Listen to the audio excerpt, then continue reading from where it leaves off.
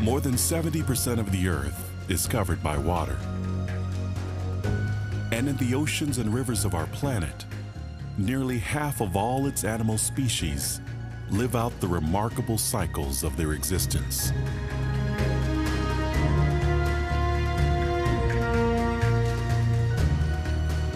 For each of these creatures, survival and reproduction hinge upon an elegant dance, where movements are precisely choreographed and performers superbly equipped to face daunting challenges.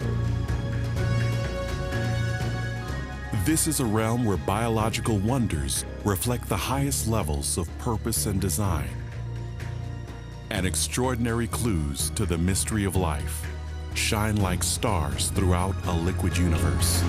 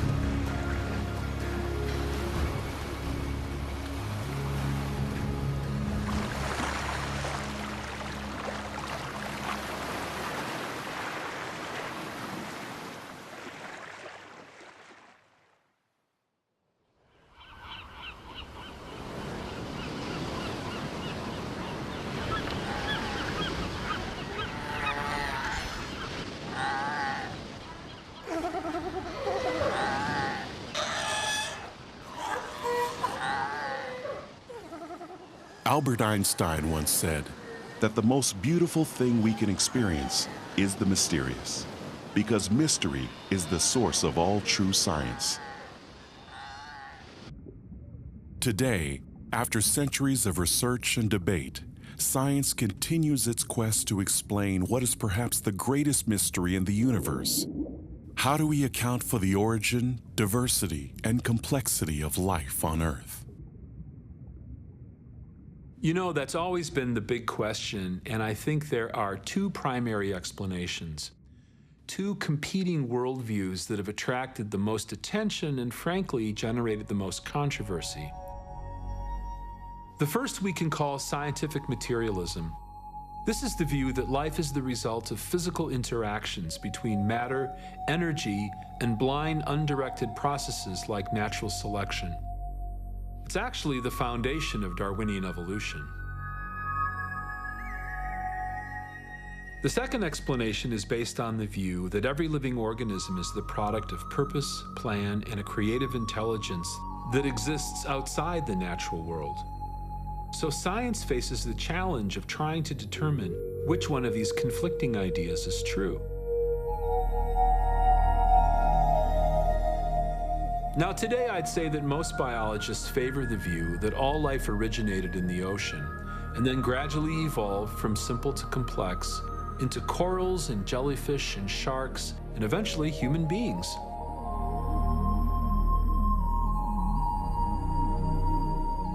But if you really study the animal kingdom and all of the incredible behaviors and biological engineering, I think there's a significant body of evidence that challenges the materialistic position. Evidence that points to realities like purpose, design, and imagination.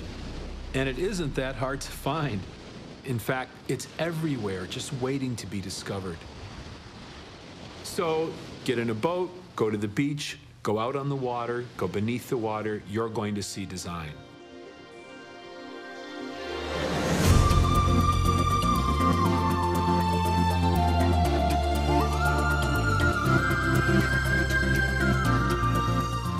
Off Southern California, we have the greatest density of dolphins per square mile of anywhere on the planet. We have huge herds out here, up to 10,000 dolphins. It's like being in a herd of stampeding horses, and you're like right in the middle of it, and they're just...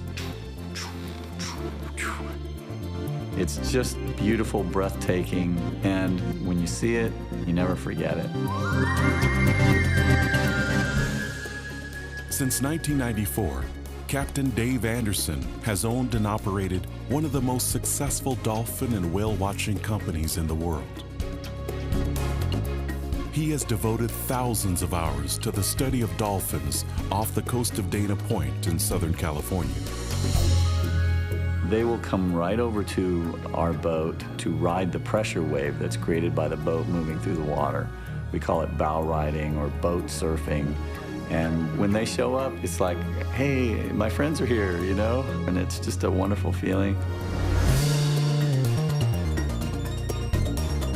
They are very efficient swimmers, and they can get up to speeds of close to 30 miles an hour. And they're such masters of their environment, perfectly suited for being in the ocean. I love to be able to share these animals with other people and see their reaction. I have seen grown men who have cried when they have seen the beauty of a dolphin swimming on the front of the boat. Everything is so choreographed and perfect, this synergy that goes on between the animal and the people.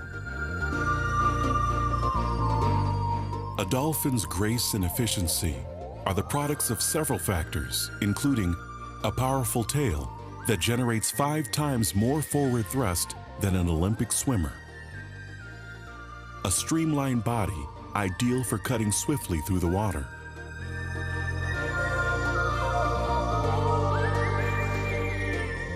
and glassy smooth skin that is shed and regenerated completely several times a day to remove barnacles and other organisms that could cause resistance at high speeds.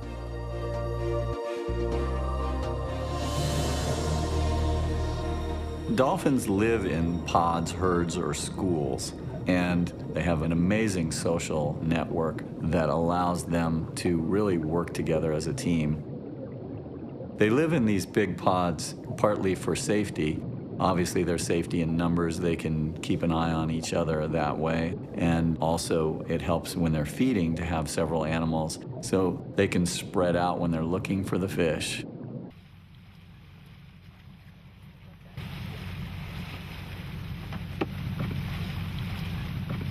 When a hydrophone cable is towed through the ocean, the dynamics of the pod are even more apparent.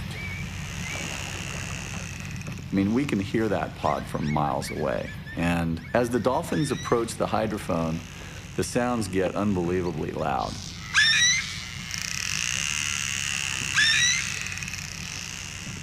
The clicks all sound like a Geiger counter. And then you'll hear, it almost sounds like a radio trying to tune in with all the whistles and the clicks going on. And the whistles are how the animals talk to one another. And so these dolphins are communicating to one another through their whistles, and then they've got the clicks, and the clicks are how they're finding their prey. The animal's distinctive clicks are critical to its survival. For a dolphin's world is often one of limited visibility, and immediate recognition of food, allies, or enemies hinges upon sensory mechanisms other than vision. You can't see very far underwater, but sound travels 4 times faster underwater than it does on land. So they're able to use sound to see. Echolocation, or biosonar, is a complex biological system. Dolphins use it much like a submarine relies on sonar technology to navigate through environments where visibility is marginal or non-existent. In basic terms, a dolphin's echolocation works like this. The animal produces a series of low and high frequency sounds that are transmitted through its forehead. After these sonic waves hit an object, echoes bounce back. The greater the distance, the longer the delay in their return. When the dolphin receives the reflected signals, it forms a mental image of the target's location, size, and speed. When they're chasing a fish, they'll go into a huge school of fish and they'll zero in on one fish. and they'll follow that single fish until they catch it. And if that fish jumps out of the water, they're right there jumping out of the water with it.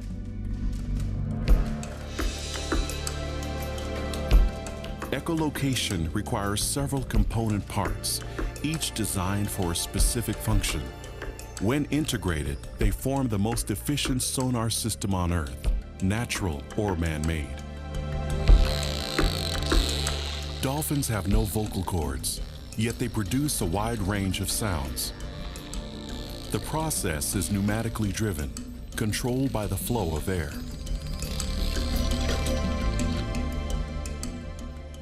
Rising to the surface of the ocean, the dolphin exhales, then takes a quick breath.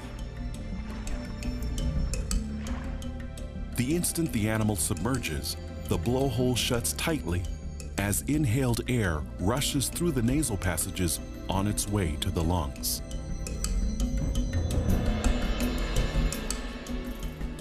The engine that drives sound production is the larynx, a piston-like organ covered by muscles.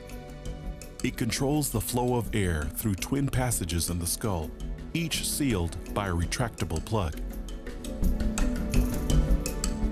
When the larynx is pushed upward, the nasal plugs automatically open and air moves freely toward two sets of flaps called the phonic lips.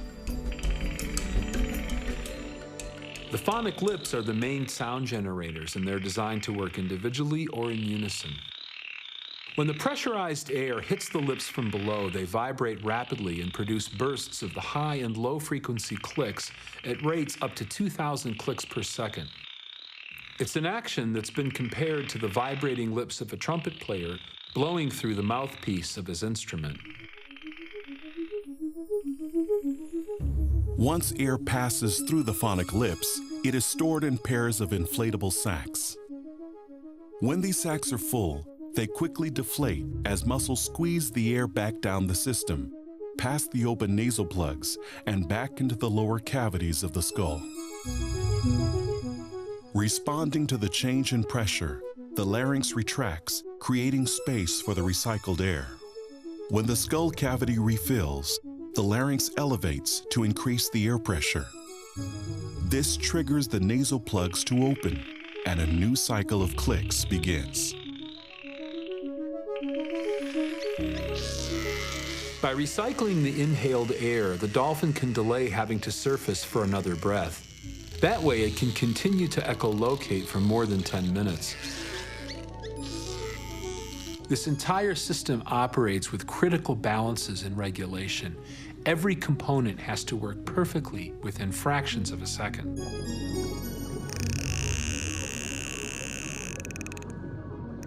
The efficiency of sound production is also evident in the transmission of clicks toward potential targets.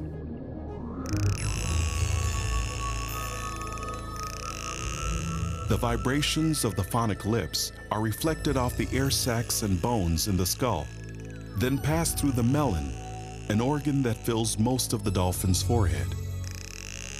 The melon is highly flexible, and its shape is adjusted to fine-tune the transmission of sound through salt water. It is an acoustical lens, focusing sound waves into cone-shaped beams.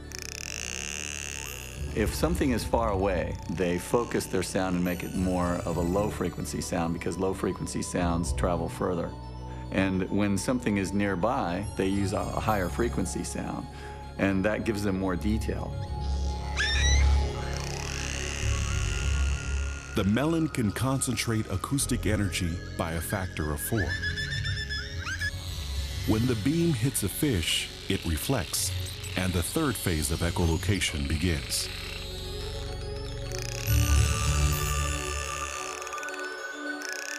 The returning echoes are detected and channeled through the dolphin's teeth and lower jaw that function as antennae. This energy is amplified as it travels through large masses of tissue on the jawbone and onto mechanisms in the middle and inner ears.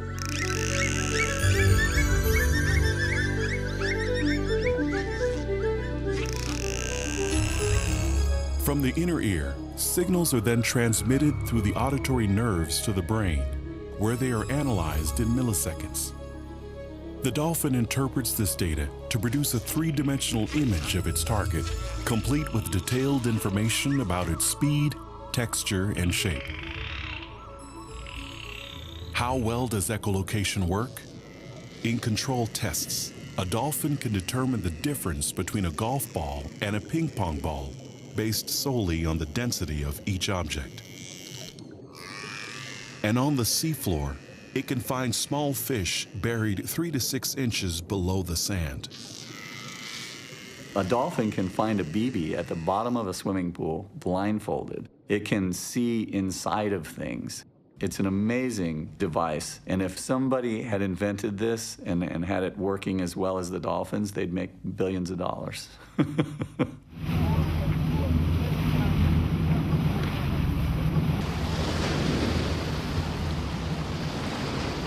Think about echolocation from a problem-solving standpoint. What do you need? I've got to make the sound, number one. Number two, I've got to transmit it. I've got to get it out into the environment. All right, now I've got echoes coming back. Those have to be received, but that's not enough. I've got to process them. I've got to take that incoming information and turn it into something that I can actually use and understand. Making the sound, transmitting it, receiving it, and processing it are necessary elements of echolocation. And if you take away any one of them, let's say we take away transmission, it doesn't matter if you have the other three, you lose the system as a whole.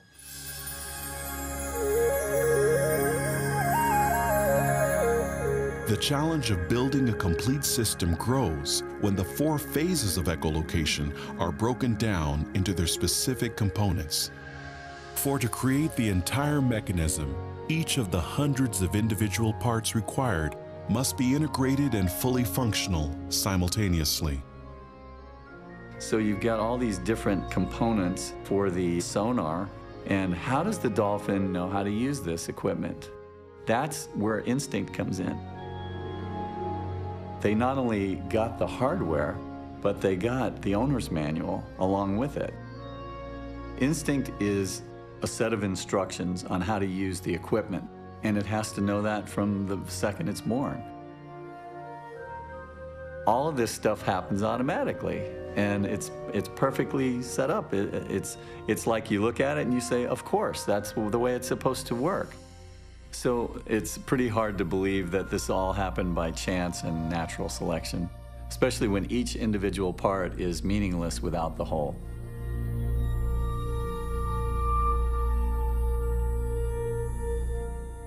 As a creative agent, natural selection is severely limited. By definition, the process uses random genetic mutations to slowly build or modify organisms through trial and error and small, gradual steps. Each incremental change is made blindly, without any sense of an ultimate purpose or objective. What it cannot do is visualize a distant functional endpoint and say, well, I'll need this part, and I'll need this part, and I'll need this part.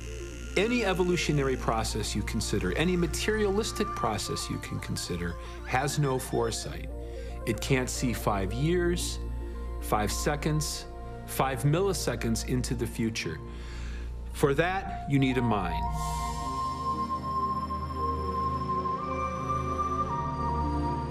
Only minds, only intellect, only a conscious, purposeful intelligence has the ability to say, that's my target, how can I hit it, what would I need to bring together to do that?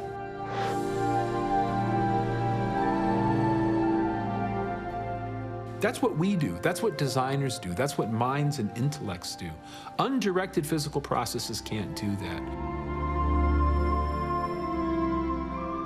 This is rational, it's reasonable. It's taking the evidence and saying, what's the best explanation for what I see?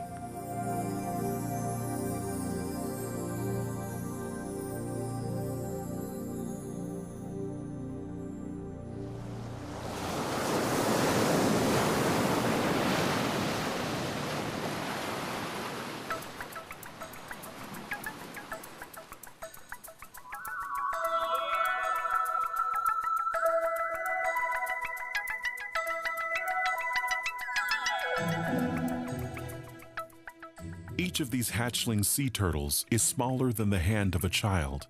Yet they are about to embark on a migration that will span decades and thousands of miles. It is a journey rich in evidence of purpose and design.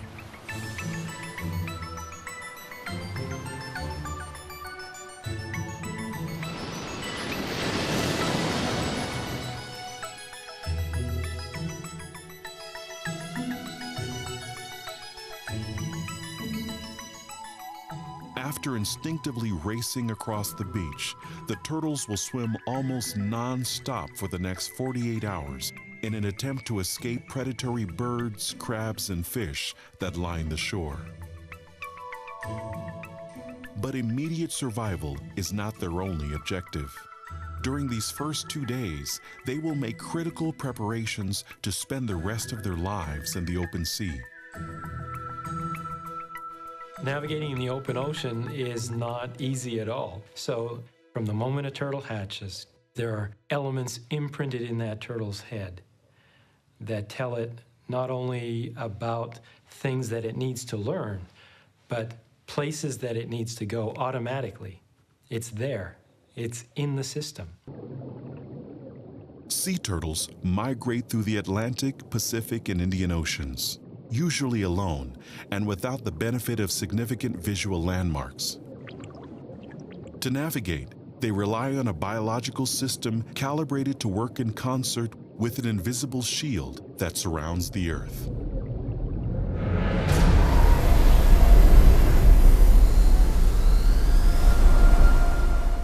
Our planet is constantly bombarded by high-energy particles emitted from the sun.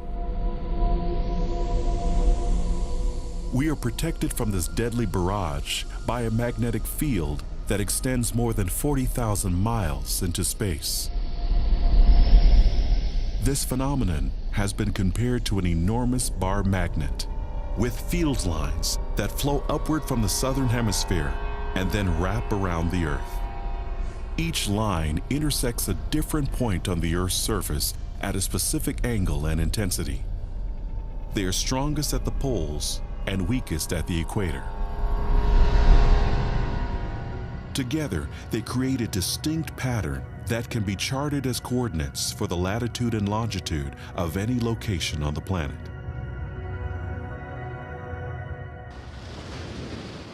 From the moment they hatch, we think that they may be imprinting on magnetic fields.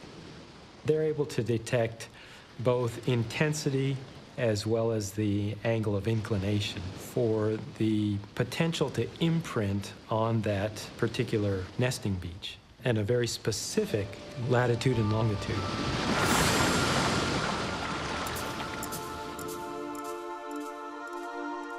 Once a turtle imprints the geomagnetic coordinates of its birthplace, it begins a journey that will lead to a feeding ground it will use throughout the rest of its life. For a turtle born in Costa Rica, for example, this home range could be a coral reef in the Dominican Republic more than 1,000 miles away. As a hatchling swims and drifts through the Caribbean, it continues to imprint a series of coordinates on a magnetic map inherited at birth and stored within its brain. Once the turtles enter the water, they are detecting magnetic fields as they're drifting. So they're obviously picking up waypoints along their drifting existence over those first 2 years or so. And it's those waypoints that essentially they're going to use in a reverse manner when they leave the foraging grounds 15, 18, 25 years later to then make their way back essentially to the nesting beach.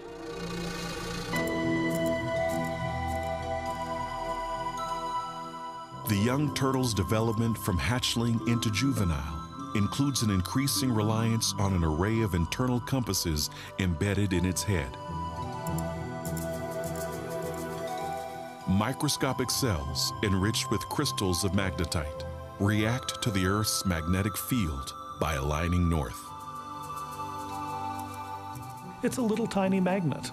And typically what magnetite will do is it will align like the needle of a compass.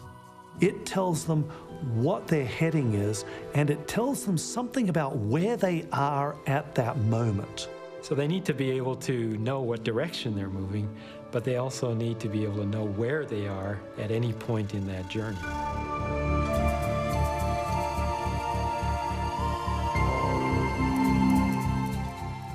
After a turtle reaches the feeding grounds, it will often stay for a decade or more while growing to maturity. Depending upon its species, an adult can weigh from 80 pounds to nearly a ton. And when it is ready to reproduce, the turtle sets its course for the beach where it was born. Throughout this return trip, it will again rely upon its internal compass and map. To find its way home, the turtle follows the coordinates it originally imprinted years earlier, but this time in reverse order. Then, when it nears land, it identifies the specific location of its natal beach with another navigational aid, its sense of smell. Turtles may actually be detecting certain cues, that is chemicals in the water that may have come from the nesting beach, molecules of mud or sediments. They've had to lock that information up somewhere, but then when they turn around after 25 years to come back to the nesting beach, that's the point at which that information has to come back to the brain and say, okay, remember those scents, remember those molecules from 25 or 30 years ago, and now is the time to start thinking about and looking for those cues. And that may be another way for turtles as they get closer and closer to the nesting beach to recognize that they're in the right spot.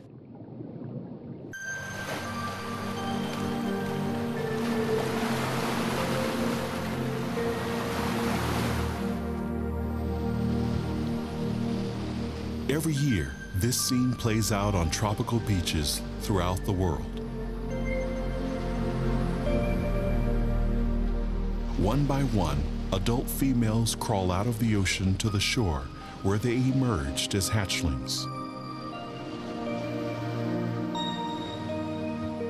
They will dig nests and each lay hundreds of eggs, then re-enter the sea to follow an imprinted map back to their feeding grounds on a migration cycle they will repeat dozens of times during the next half-century.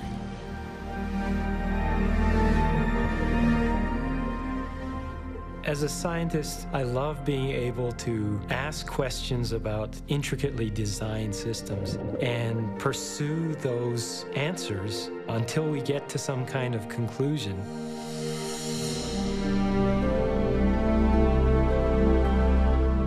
This whole idea of migrating thousands of kilometers across open oceans. It's very difficult to imagine, but turtles are still nevertheless able to find their way back to sometimes within meters of where the nesting beach may have been.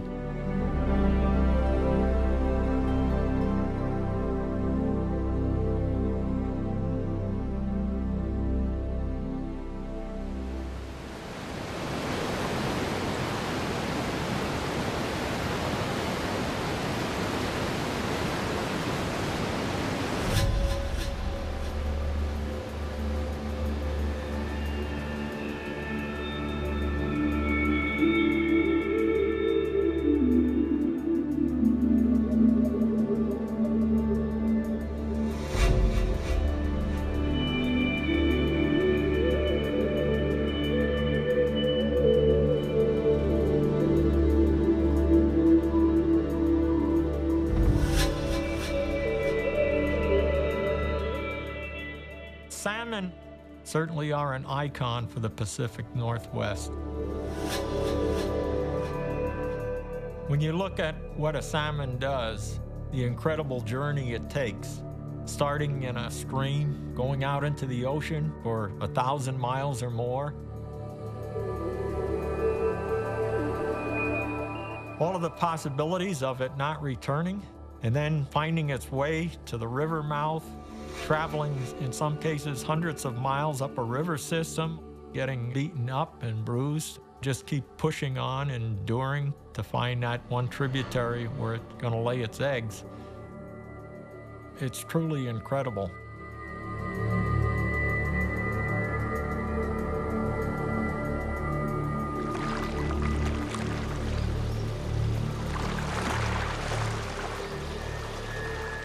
Fishery biologist Glenn Gately has devoted much of his career to the conservation of the Pacific salmon and the study of its life cycle.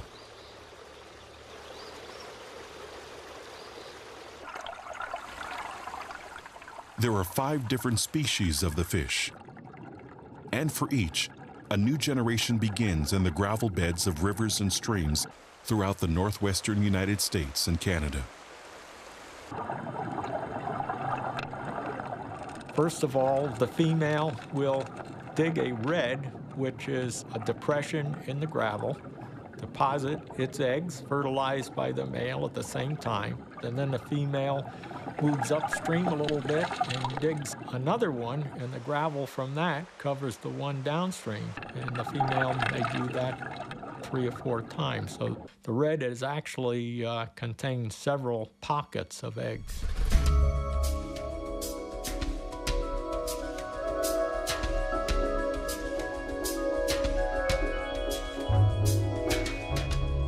After hatching, the young salmon stay near their nests, but their native streams lack sufficient nutrients to sustain their development through adulthood. For salmon to grow into the rather large fish that they end up being, they need more resources that are available in those little streams. So they migrate out into the oceans. They start exploiting all of the food resources that are available there to grow and develop so that they can come back and reproduce again in the freshwater rivers. In preparation for their time at sea, these small freshwater fish must adapt their biology to survive in saltwater. Then enter an ocean they've never seen, travel thousands of miles, and find their way back to the location where they know they can spawn successfully, the gravel beds where they were born. 2 sophisticated navigational systems are required for this migration. The first is based on the salmon's acute sense of smell and its ability to collect information about its environment as it heads downstream to the Pacific Ocean. The fish, when it's a juvenile, is imprinting, first of all, on where it's rearing. And then, as it heads down the river toward the ocean, it's picking up cues in these different tributaries along the way. They're imprinting on the odors, the smells in the water, coming from the soil, the water percolating through the soil into the stream, the plants that are in the creek, all have distinct odors. And the odors are very specific. And all of this is being recorded in its memory bank. And as the fish move down the river with these constant signals going in and being processed and going all the way to the brain, a map is being formed. As the salmon enter the Pacific, this chemical map is preserved and stored. Years later, it will be activated to ensure the survival of their species.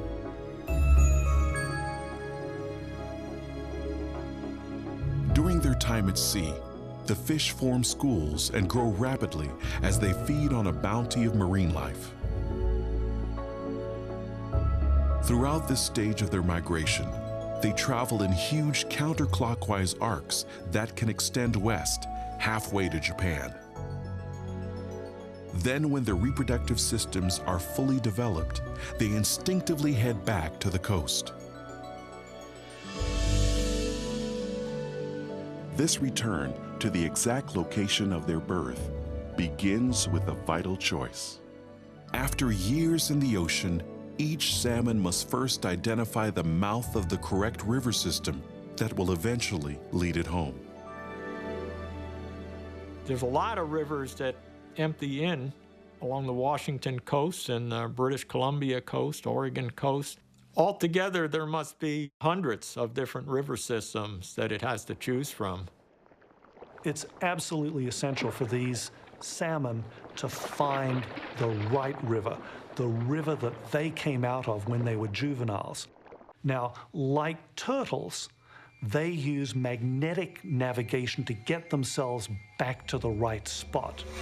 They have memorized what the magnetic coordinates are at the mouth of the stream that they came out of. And when it comes time to reproduce, they head back towards those magnetic coordinates. Every September, millions of sockeye salmon congregate here, at the mouth of the Fraser River in Vancouver, British Columbia. 3 years earlier, they swam through these waters before entering the Pacific Ocean. Now they have returned to begin the final leg of their migration. A journey that will end with the new generation. As the salmon approach the magnetic coordinates that tell them approximately where the river was that they came out of as juveniles, once they've gotten to that spot, they can start smelling the natal river, the river that they came from, and they start heading up that river based on chemical cues that they're picking up by smelling the water. This chemical map will lead many of the sockeye more than 300 miles inland to the Adams River, a tributary of the Fraser and the place where they were born. Averaging almost 18 miles a day, they relentlessly move upstream.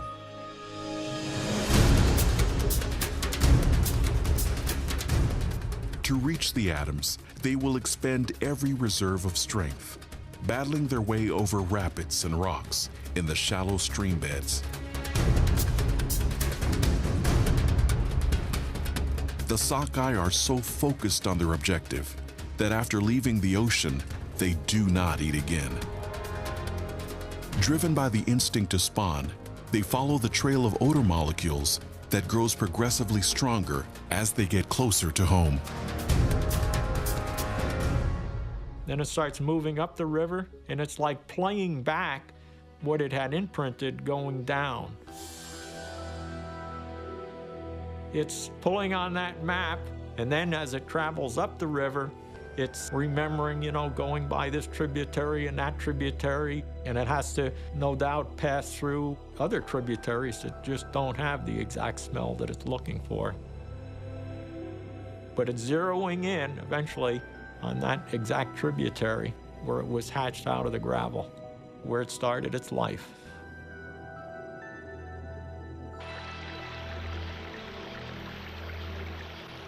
The biological engineering required to interpret these chemical signals is stunning.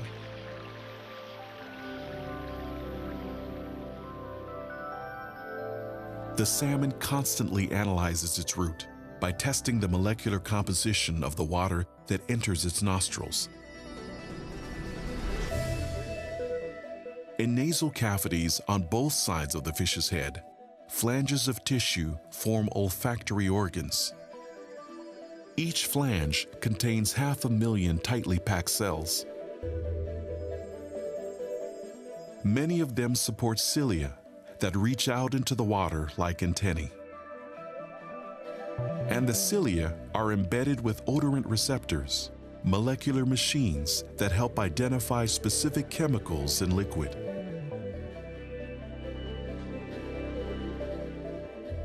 The water contains odorant molecules, and what's going on is different streams are putting down different combinations of odorants. There's a lock and key kind of relationship between one kind of odorant and one kind of receptor. Each type of odorant has a distinctive shape and composition. As they flow through the nasal cavity, they make contact with the cilia. If an odorant fails to match a receptor's precise criteria, it deflects. But if its structure is correct, the molecule fastens tightly into the binding site.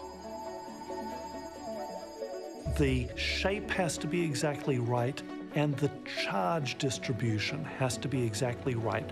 And then it fits in there like a glove. And that's when the signaling cascade begins. These connections trigger electrical impulses that instantly flow down the nerve cells and out of the cavity.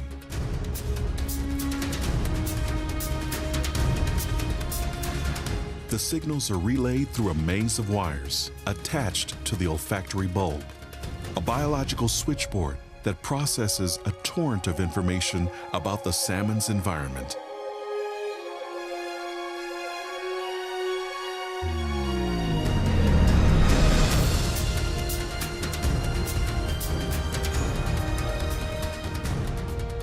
Inside the bulb, hundreds of receivers interpret and organize this data, then send it on to other areas in the brain that will compare it to the chemical map compiled years earlier, when the juvenile sockeye first swam to the sea. They can probably detect one odorant molecule on the order of parts per billion, maybe parts per trillion. Who really knows? What we do know is what they're looking at is the overall signal. And if the signal fits with the memory perfectly, then the fish knows this is the river, that's the one I'm going to swim up. 17 days after leaving the Pacific Ocean, the Sockeyes reach Shuswap Lake and the confluence of the Adams River.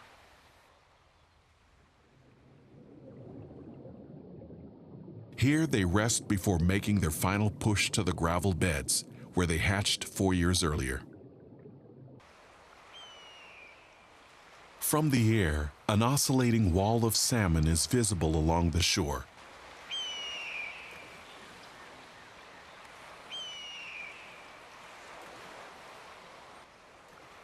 Thousands of fish have followed the same chemical trail to reach the inlets of this delta. Their odyssey is now hours from completion.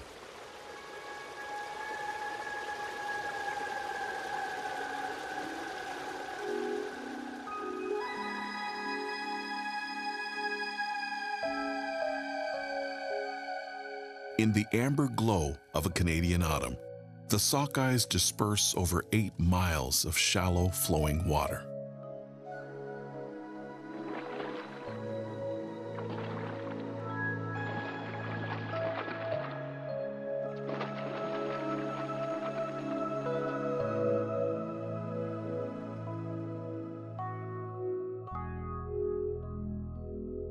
It is an ideal place to build their nests, lay and fertilize their eggs, and ensure a new generation.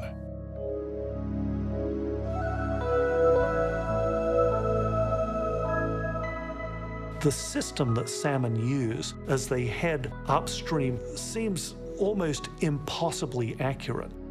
Literally millions of them successfully make these journeys and successfully reproduce so that we see the whole cycle repeated over again. I'm awestruck by it. Biologists have long marveled at the mysteries of animal migration.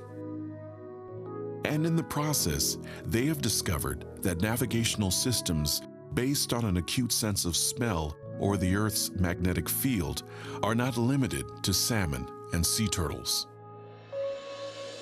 Comparable systems also appear in a variety of diverse organisms, including mammals, insects, and birds.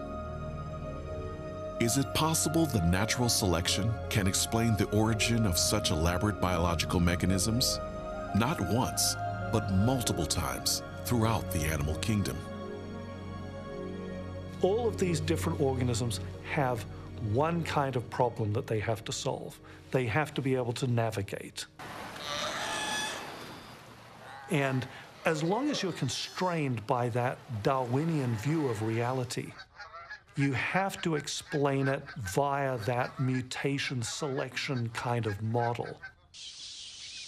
But how many times can we realistically expect random changes at the genetic level, coupled with unguided natural selection, to come up with the same solution? Darwinian natural selection is blind. It doesn't know that a solution has been arrived at in some other organism. It can't think, wow, the salmon have that elegant solution to the problem. Why don't we evolve towards that in the turtles? It's not an explanation that's possible. Now, conversely, it's not surprising at all to see an intelligent agent know of a solution to a problem and apply that same solution under different circumstances over and over and over again. This is what we see intelligence do, and it's not what we would expect from an unguided process. 6,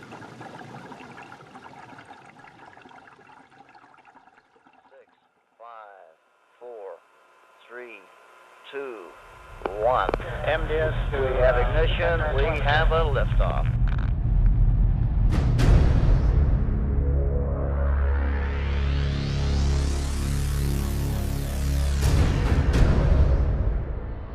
On September 5, 1977, the Voyager 1 spacecraft embarked on a mission to explore the outer regions of our solar system and interstellar space. Voyager was equipped with an array of scientific instruments and a message from Earth to the rest of the universe. A gold-plated disc imprinted with images and audio recordings that illustrated the diversity of life and culture on our planet.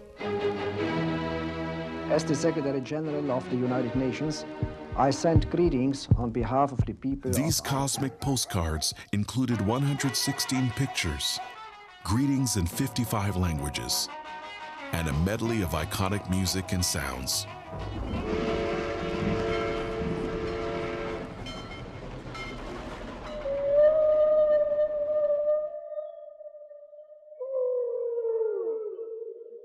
Among them was a haunting refrain from the depths of the sea. The songs of the Humpback Whale.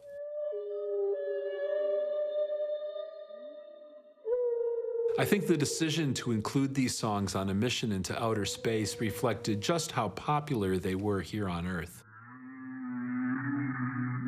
In fact, in 1971, an album was released by Capitol Records. It sold millions of copies, and the whales became rock stars, and they fascinated science and the general public ever since.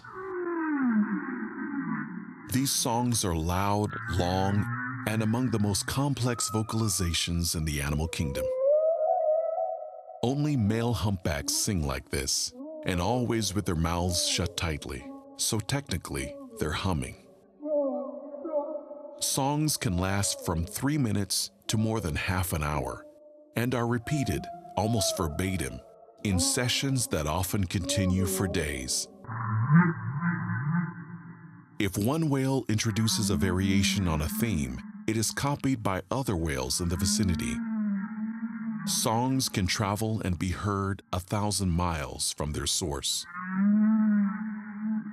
The structure of the songs can change dramatically from year to year. Humpback populations in the Pacific, Atlantic, and Caribbean each compose new arrangements that are unique to their specific locations. And typically a song has 4 to 12 different themes.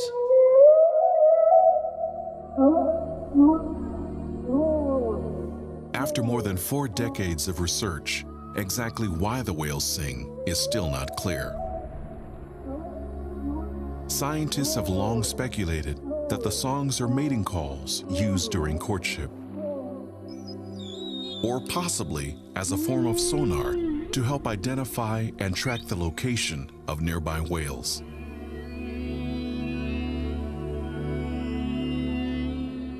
But while these enigmatic solos remain a mystery, other features of the humpback's behavior and anatomy are much better understood.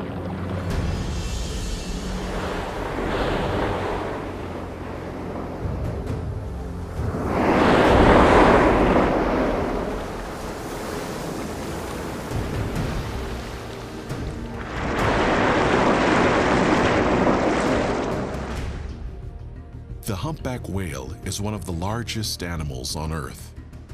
Adult females measure up to 50 feet and weigh 40 to 50 tons. They can live for more than a century. In warm tropical waters, a female gives birth to a single calf every 2 to 3 years.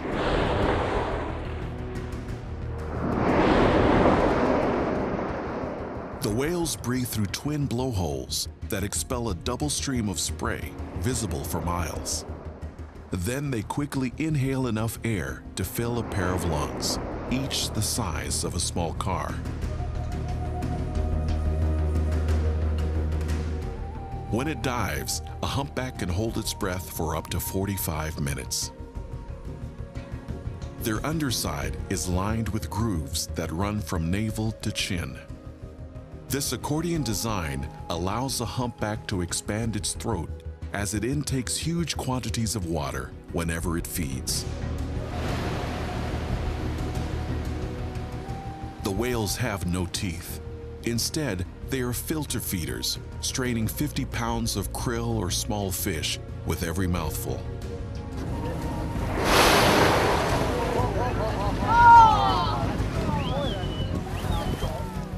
Humpbacks have massive flippers, the largest of any animal. The whales raise them to work as solar collectors, a behavior that helps regulate their core body temperature.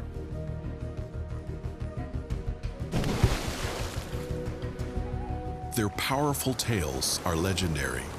The flukes measure up to 15 feet across and can propel the whales to depths exceeding 700 feet.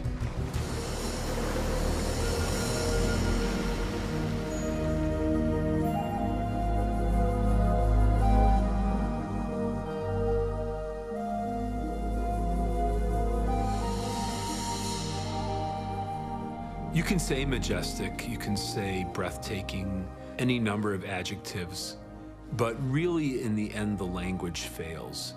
You have to be there standing on the boat, looking at them. They're as long as a city bus. You know, they've been down underwater feeding, up they come.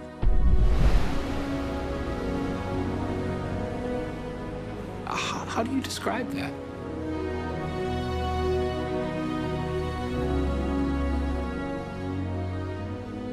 This sense of sheer wonder is universal, and our fascination with the largest creatures in the Earth's history has sparked a rigorous search for the explanation of their origin. It is a search that is both an icon of Darwinian evolution and a challenge to its validity.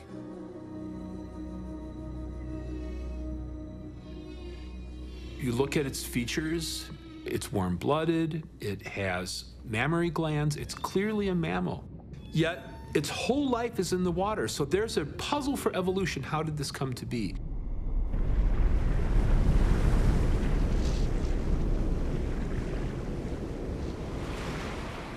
The Darwinian narrative of whale evolution is familiar. A four-legged terrestrial mammal, the size of a wolf or sheep, undergoes a series of gradual biological changes over millions of years. The standard textbook account I take to be artistic license. When you look at the problem of being a land mammal that finds itself, speaking loosely, in an aquatic environment, and you've got to conduct your everything there, including reproduction, you have to have the coming together of a number of adaptations. And that is unfathomably complicated.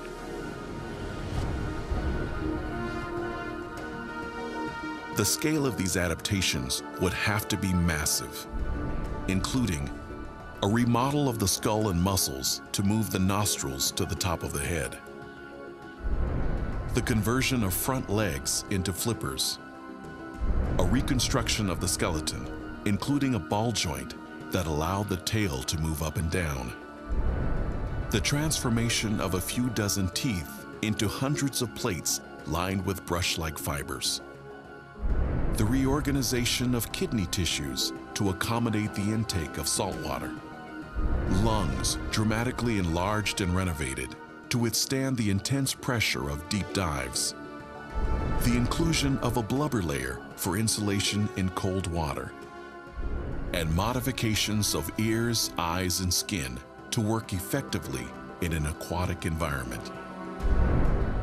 Just think of all the parameters that would have to be modified, and then multiply that by, I don't know, 1,000-fold, or more than that. That's the scale of the problem that you're dealing with. In the context of Darwinian evolution, the most crucial adaptations would involve the male reproductive system. To optimize the whale's mobility in water, its reproductive organs would have to move from the exterior of the animal's torso to inside its abdominal cavity. But to produce sperm, the internalized testes must be cooled and kept below core body temperature. Unless it's kept below, you'd have no sperm production, period. And in evolutionary terms, sterility means it's a no-go. You don't count in the race of life, so to speak. One of the necessary conditions of natural selection is the ability to reproduce. You can't have natural selection if you don't have reproductive capability. You can't make the sperm, you can't have reproduction, you can't get natural selection operating. So you've got to solve this engineering problem. As a male humpback swims, it generates heat, raising its body temperature. To prevent sterility, the whale relies on a refrigeration mechanism designed into its circulatory system.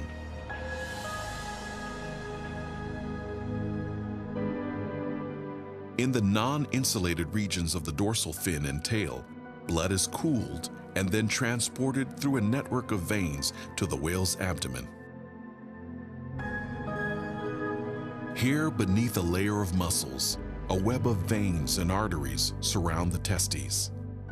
They are arranged so blood flows in alternate directions, and heat from the warm arteries radiates to the cooler veins.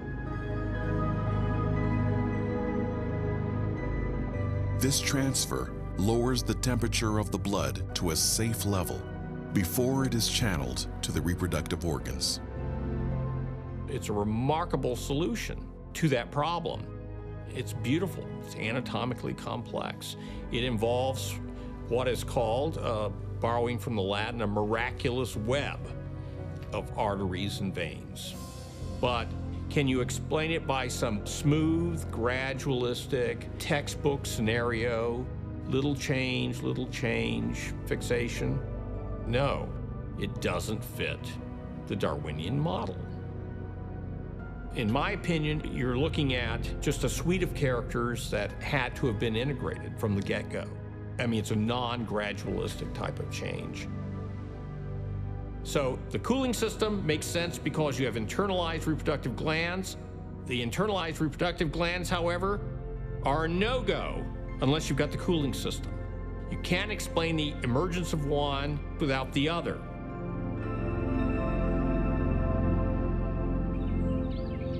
Since 2001, biologist Richard Sternberg has used widely accepted data on mutation rates and population genetics to study the Darwinian model for whale evolution. Sternberg has focused his research on natural selection and the probability of coordinated mutations, the genetic errors in a DNA molecule required for macroevolutionary change. I mean, I say it's a numbers game. You have to explain it in terms of a number of coincident mutations that just happened to arise and be put into right combinations to reshape the vertebral column, to reshape the musculature, the nervous system, the eyes, the ears, and on and on and on. So let's imagine that the transformation you wish to achieve is transforming a leg from a terrestrial mammal into the flipper of a fully aquatic mammal like a dolphin or a whale. Now, We look at our set of mutations that are required. Let's say we've got A that's going to affect the bones. But you think about your own limb, it's not just bones. There are muscles and tendons and nerves and associated behaviors. So you look down your list of mutations and you go, well, I've got A starting my transformation, but I need B, C, D, E, and F as well.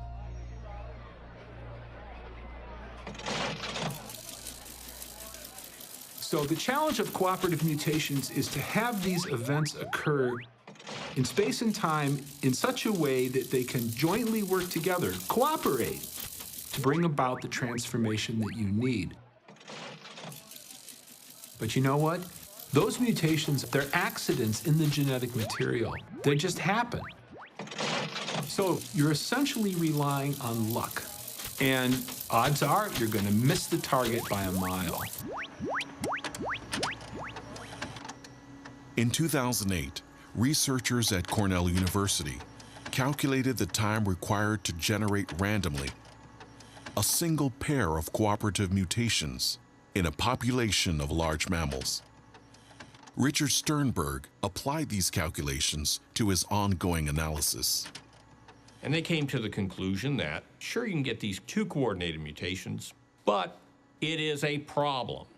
It's a problem because you need, as far as we know, on the order of well over 100 million years to give you the coordinated mutations that would, just two, that would give you some beneficial modification.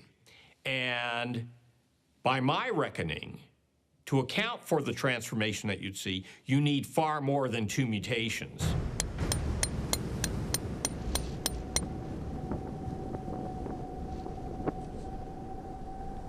If two cooperative mutations are established in a population of mammals only once in 1,000,000 centuries, then a significant challenge to the Darwinian model rises from the dust of the earth.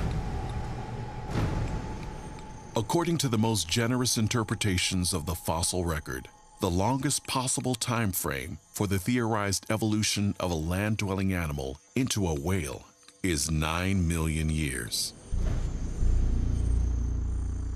That's a fraction of the 100 million years required to produce a single pair of cooperative mutations, and just one of the countless anatomical changes necessary for natural selection to succeed. So when you just plug in the math, and there are various ways, I mean, what you've done is you've exceeded the time that the geological record provides you with. And then you start saying, okay, now I'm going to rely on these coordinated changes, and it's kind of game over.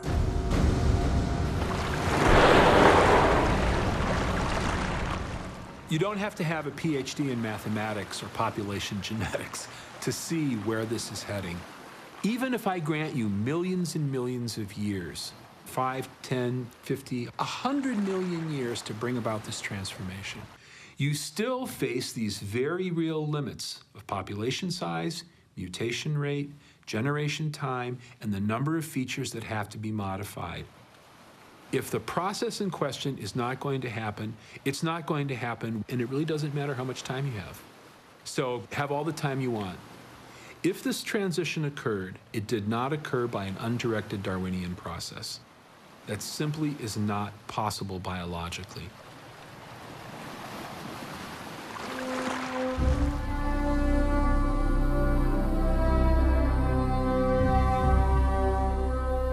Darwinism provided an explanation for the appearance of design and argued that there is no designer, or, if you will, the designer is natural selection. If that's out of the way, if that just does not explain the evidence, then the flip side of that is, well, things appear designed because they are designed. And those designs simply seem too efficient and too optimum to have been cobbled together by some haphazard mechanism.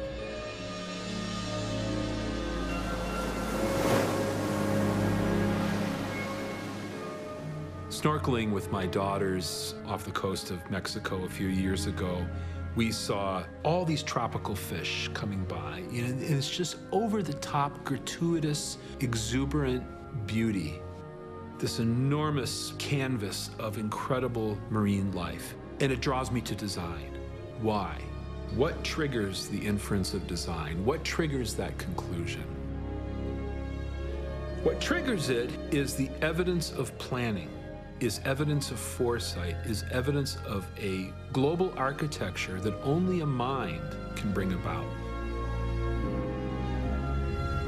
The data from genetics and molecular biology and a host of other fields have proven impossible to reconcile with undirected material causes.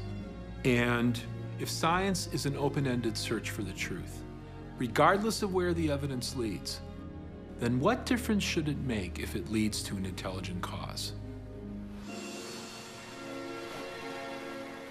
I want to understand the world. I want knowledge.